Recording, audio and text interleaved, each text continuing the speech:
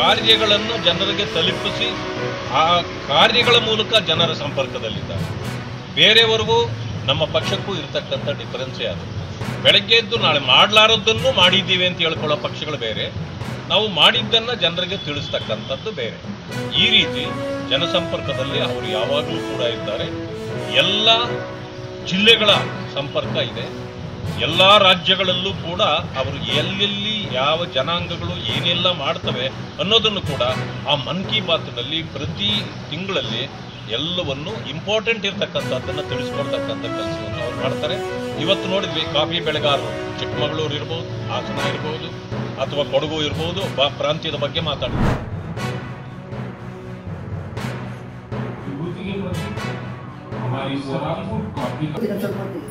इस फील्ड में आ गई और सफलता से भारत की कॉफी की डाइवर्सिटी देखते ही बन गई।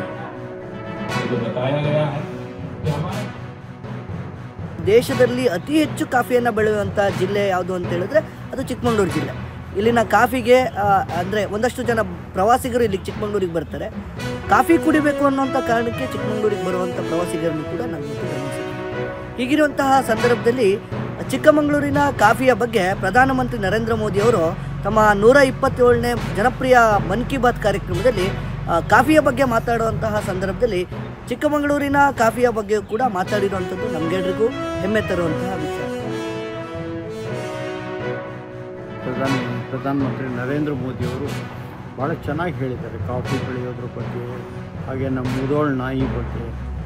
ಅಂದರೆ ಒಬ್ಬ ದೇಶದ ಪ್ರಧಾನಿ ಬೇರೆ ಬೇರೆ ರಾಜ್ಯಗಳಲ್ಲಿರುವಂತಹ ಅತ್ಯಂತ ಪ್ರಸಿದ್ಧವಾದಂತಹ ಕೆಲವು ವಸ್ತುಗಳನ್ನು, ಅಲ್ಲಿರುವಂತಹ ಅನೇಕ ರೀತಿ ಸ್ಥಳಗಳನ್ನು, ಅಥವಾ ಅಲ್ಲಿ ಬಂದಂತಹ ಒಳ್ಳೆ ಪ್ರಸಿದ್ಧಿ ಪಡೆದ ವ್ಯಕ್ತಿಗಳನ್ನು ಈ ರೀತಿ ಗುರುತಿಸೋದು ಬಹಳ ಸಂತೋಷ. ನಾನು ಅಂಕಿತಾ ಅಂತ ಹೇಳಿ, ನಾನು ಚಿಕ್ಕಮಗಳೂರಿಂದ. ಚಿಕ್ಕಮಗಳೂರು ಅಂದ ತಕ್ಷಣ ಎಲ್ಲರಿಗೂ ನೆನಪಾಗೋದು coffee land, the land of coffee Chikkamagaluru ಅಂತ ಹೇಳಿದ್ದೀನಿ. ನಾವು ಎಲ್ಲ ಕಡೆಯೂ ವೆಲ್ಕಮ್ ಬೋರ್ಡನ್ನು ನೋಡ್ತಾ ಇದ್ದೀವಿ.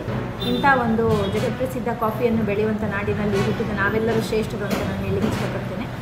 ಹಾಗೆಯೇ ಇವತ್ತಿನ ಒಂದು ಪ್ರಸಿದ್ಧ ಪ್ಲಾಟ್ಫಾರ್ಮ್ ನರೇಂದ್ರ ಮೋದಿಯವರ ಮನ್ ಕಿ ಬಾತ್ ಕಾರ್ಯಕ್ರಮದಲ್ಲಿ ಚಿಕ್ಕಮಗಳೂರಿನ ಕಾಫಿಯನ್ನು ಉಲ್ಲೇಖ ಮಾಡಿ ಮಾತನಾಡಿರುವಂಥದ್ದು ನಮಗೆಲ್ಲರಿಗೂ ಭಾಳ ಹೆಮ್ಮೆಯ ಸಂಗತಿ.